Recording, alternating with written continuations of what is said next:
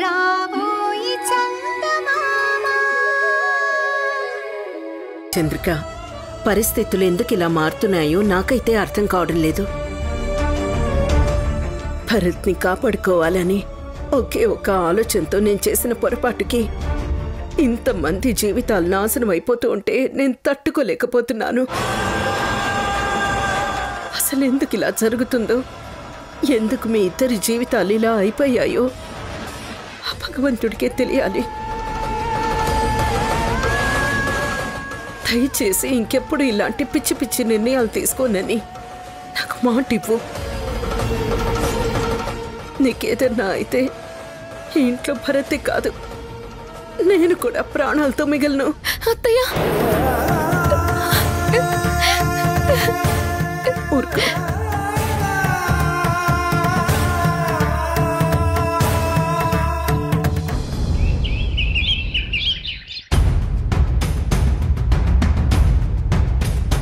Good morning doctor. Good morning. Yes, what can I do for you? ఇప్పటి వరకు చేసింది చాలు డాక్టర్. ఇంకా మీ నుంచి నేనేం ఆశించట్లేదు.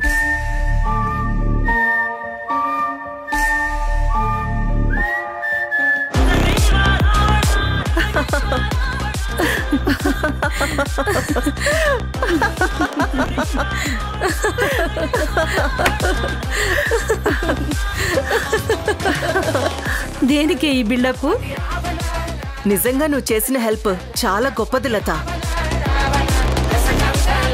నువ్వు చెప్పడం వల్లే ఆ చంద్రిక పాపం నిజంగానే తనకి క్యాన్సర్ ఉందని తెగ ఫీల్ అయిపోతుంది. నీ బాధపడలేక రిపోర్ట్స్ మార్చి తనకి క్యాన్సర్ ఉందని చెప్పాను. ఇంట్లో ఎవరికీ తెలియకుండా ఉంచాలని పాపం తను చాలా సాక్రిఫైస్ చేస్తుంది. లత, తనకి ఏ కష్టం వచ్చినా సరే ఇంట్లో ఎవ్వరికీ తెలియకుండా తను జాగ్రత్త పడుతుందని నాకు ముందే తెలుసు. అందుకే నేను నీ హెల్ప్ అడిగాను. ఒక డాక్టర్గా నేనిలా చేయటం చాలా తప్పు రుద్రాణి. కేవలం మనకున్న ఫ్రెండ్షిప్ కోసం, అది కూడా నీకంటూ ఒక ఫ్యామిలీ ఏర్పడుతుందని, దానివల్లే నేను ఈ తప్పు చేయటానికి ఒప్పుకున్నాను. లత, నీకంతా తెలుసు కదా, నా ఫ్యామిలీ ఆ చంద్రిక వల్లే దూరం అయిపోయింది. దానివల్లే మా అన్నయ్య చనిపోయాడు. మా వదిన, నా మేనల్లుడు అందరూ తన వల్లే చనిపోయారు. నేను ఎవరూ లేని ఒంటరిదాన్ని అయిపోయాను లత. అలాంటి సమయంలో భరత్ నాకు బాగా దగ్గరయ్యాడు. నా మనసుకి దగ్గరయ్యాడు. ఎలాగైనా సరే భరత్ని పెళ్లి చేసుకొని జీవితంలో స్థిరపడాలి అనుకుంటే చంద్రిక దానికి అడ్డుపడుతూనే ఉంది. అలా ఎందుకనుకుంటున్నావు రుద్రాణి? తన భర్తని నువ్వు ఆశించావు తప్ప నీ భర్తను తను ఇష్టపడలేదు కదా. నాకు చేసిన అన్యాయానికి తన భర్తని నాకిచ్చేయడంలో ఏ తప్పు లేదు లత. అయినా ఇంత దూరం వచ్చాక ఇవన్నీ ఎందుకు ఆలోచిస్తున్నావు లత? ఎలాగూ నీ వల్ల ఇప్పుడు నాకొక మంచి జరగబోతుంది. నువ్వు చెప్పినట్టుగానే తను తినే ఫుడ్లో ఆ మందుని కలిపాను. దానివల్ల తనకి బ్లడ్ వామిటింగ్స్ అయ్యాయి. పాపం, అది చూసి చంద్రిక తనకి నిజంగానే క్యాన్సర్ ఉంది అనుకుంటుంది. నువ్వు ఎలాగో రిపోర్ట్స్ మార్చి తీసుకున్నావు కాబట్టి ఆ రిపోర్ట్స్ ఎక్కడ చూపించినా తనకి క్యాన్సర్ అనే చెప్తారు.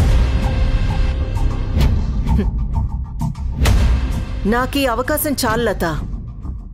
తను ఎలాగూ చనిపోతుంది కాబట్టి భరత్ని నాకిచ్చి పెళ్లి చేయడానికి తను ఆలోచిస్తుంది.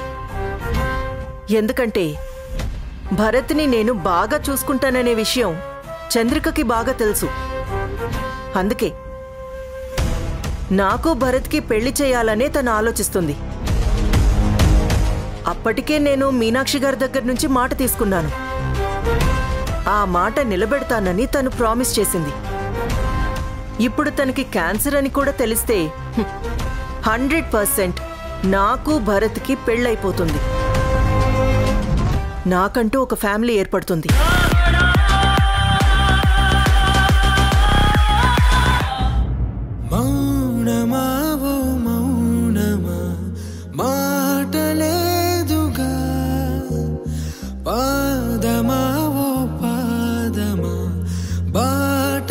నీకు క్యాన్సర్. నీకీ సమస్య ఉందని తెలియకుండా, సిమ్టమ్స్ కూడా తెలియకుండా ఉండడం అనేది నిజంగా ఆశ్చర్యకరమైన విషయం.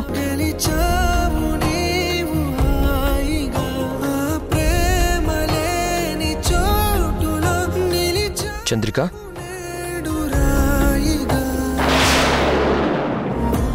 చంద్రిక ఆగు. ఎందుకు నా నుంచి దూరంగా వెళ్ళిపోవాలనుకుంటున్నావు? ఎందుకు నా నుంచి నువ్వు నెగిటివ్గా ఆలోచిస్తున్నావో నాకు అర్థం కావట్లేదు. ప్లీజ్ చంద్రిక, ప్రశాంతంగా ఉన్న జీవితాలని డిస్టర్బ్ చేయొద్దు. డిస్టర్బ్ చేస్తుంది మీరు. చెయ్యాల్సిందంతా మీరు చేసి అంతా నేను చేస్తున్నట్టు మాట్లాడుతున్నారేంటి? ప్లీజ్ చంద్రిక, నువ్వు నా మీద ఎందుకు ఇలా నెగిటివ్గా ఆలోచిస్తున్నావో నాకు అర్థం కావట్లేదు. ఇప్పటికే చాలా సమస్యల్ని ఎదుర్కొన్నావు. ఈ ప్రాబ్లమ్స్తో ఫైట్ చేసి చేసి చాలా అలసిపోయాను చంద్రిక. ఇకనైనా ప్రశాంతంగా బతకాలనుకుంటున్నాను. దయచేసి నన్ను అర్థం చేసుకో. అన్ని కష్టాలు తీరిపోయి ఈరోజు హాయిగా ఉందాం అనుకునేసరికి నువ్వు నా మీద అనుమానంతో లేనిపోనివన్నీ కల్పించుకుంటున్నావు. నీకేదైనా అనుమానం ఉంటే డైరెక్ట్గా నాతో మాట్లాడు. నేను చెప్పేది కాస్త విని అర్థం చేసుకోవడానికి ప్రయత్నించు. చక్కటి జీవితాన్ని నాశనం చేయొద్దు చంద్రిక. అంటే అంతా నేనే చేస్తున్నానా? మీరేమి చేయట్లేదా? చూడండి, 2 చేతులు కలిస్తేనే చప్పట్లవుతాయి. కేవలం నేనన్నది మాత్రమే మీకు కనిపిస్తోంది, కానీ మీరు చేస్తోంది మాత్రం బయట ప్రపంచానికి తెలియట్లేదు. నేనేమీ లేనిది అనట్లేదు, కల్పించుకొని చెప్పట్లేదు. కళ్ళ ముందు కనిపించేదే అంటున్నాను. ఏంటి చంద్రిక, అంటే నువ్వు నన్ను ఇంకా అనుమానిస్తున్నావా? ఏ, మీరు మాత్రం నన్ను అనుమానించలేదా? కడుపులో నేను మోస్తున్న బిడ్డను చూసి ఈ బిడ్డని ఎవరికి కంటున్నావని అన్నారే, ఈరోజు మీకు తెలీదా మీరు నన్ను అనుమానించారు అని? ఆ రోజు పరిస్థితులు వేరు. అంతా నీకు తెలుసు కదా. నేను రుద్రాణి చేస్తున్న మాయలో పడి నిన్ను అనుమానించాను. ఇప్పుడు కూడా అదే అంటున్నానండి. మీరు ఆ రుద్రాణి మాయలో పడ్డారు. తన మీద మీకు ఎలాంటి అభిప్రాయం లేనప్పుడు ఇంట్లో నుంచి బయటికి పంపించమంటే ఎందుకు ఆలోచించారు? మీరు మాట్లాడలేరండి. ఎందుకంటే మీరు చేస్తున్న ప్రతిదీ తప్పని మీకు బాగా తెలుసు. నా ముందు తప్పుని కప్పిపుచ్చుకోవాలి అన్న ప్రయత్నం చేయకండి. వెళ్ళండి.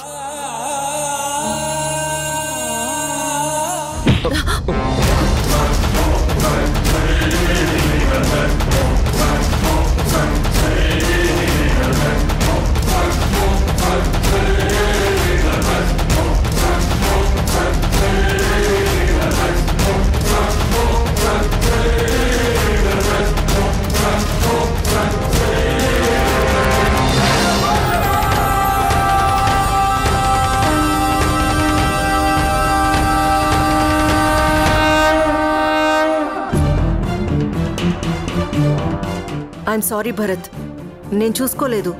I'm extremely sorry. ఇందాకేదో అన్నారుగా, మరిప్పుడేమంటారు?